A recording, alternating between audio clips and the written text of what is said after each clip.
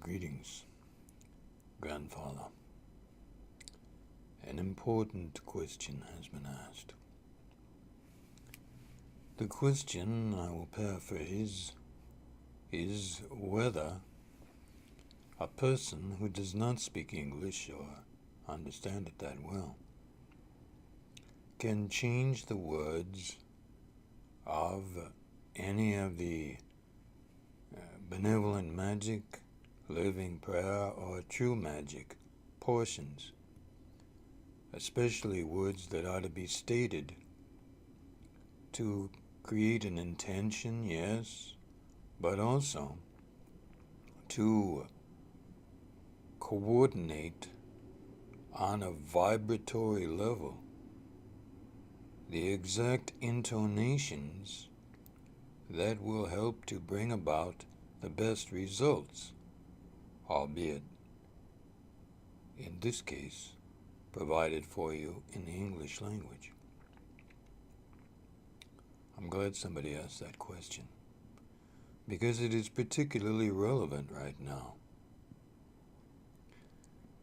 As has been shown in the past through various individuals practicing in their language the translation, however precise to their language, these words, sometimes it works partially. Sometimes it doesn't work at all. But remember that what is the intention is what is being aimed for. So, I want to give you a more thorough explanation. The simple explanation I've already given you. But the more thorough one is this.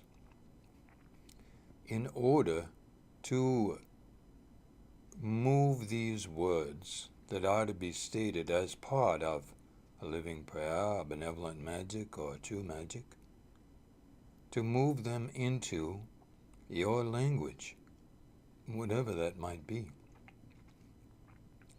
you will really have to study the blogs, and I know that won't be easy for those of you who don't read English or understand it too well, and the translation devices are really not up to it yet today. But you'll have to do your best, get together in groups, and study at least the benevolentmagic.blogspot.com and A Mystical Man's World, also known as mysticalman.blogspot.com. These will give you the background you need to understand the thrust and purpose of this work. But for those of you who cannot do this, simply know this.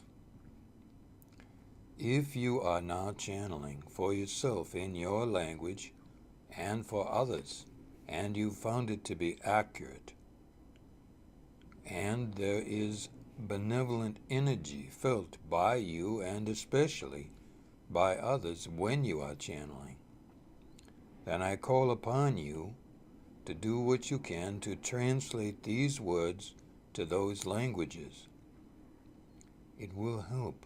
That's what it will take to translate the words and to cause them to be the most effective. This is particularly important for true magic, but just as important in other situations for benevolent magic and for living prayer. For those of you who need a background on what benevolent magic and living prayer is, there's, I believe, a link on Explorer Race blog, the website set up for this YouTube Benevolent Magic page. So you can find that. It'll be on the sidebar. I'm not trying to create complications. I'm trying to answer a simple, reasonable question by a reasonable man who asked it. So the intention is important, but the words and the intonation is also important. So what else can you do? There is something else you can do.